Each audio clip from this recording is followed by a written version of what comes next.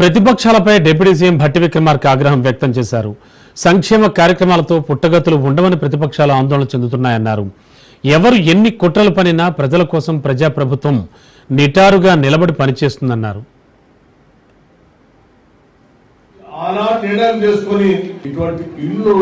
ఇటువంటి ఇళ్లతో పాటు రకాలైనటువంటి ప్రజా సమస్యల్ని తీర్చడం కోసమే కాంగ్రెస్ రావాలని బలంగా కోరుకున్నాం. దానికోసం కష్టపడ్డాం.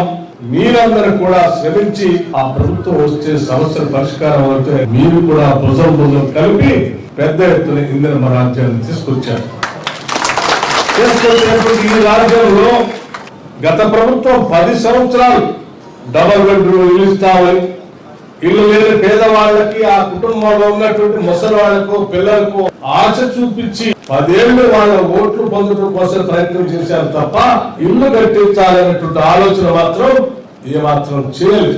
కేవలం వాళ్ళ అవసరాలే మన ఓట్లుగా మార్చుకుందాం అనేటువంటి ఒక దుర్మార్గమైనటువంటి ఆలోచన చేశారు తప్ప పాలకులుగా ప్రజల ఇబ్బందుల్ని అవసరాలు తీర్చుదాం అనేటువంటి చేయలేదు. అందుకే 10 సంవత్సరాలు ఎక్కడ కూడా ఇందిరమ్మకి ఇల్లు ఇచ్చేటువంటి కార్యక్రమాన్ని చేపట్టలేదు. చేపట్టకపోగా ఆనాటి గత ప్రభుత్వాలు, దానికంటే ముందున్నటువంటి ఉమ్మడి రాష్ట్రంలో కాంగ్రెస్ ప్రభుత్వాలు శాంక్షన్ చేసిన ఇందిరమ్మ ఇళ్లకు కూడా బిల్లులు ఇవ్వలేదు.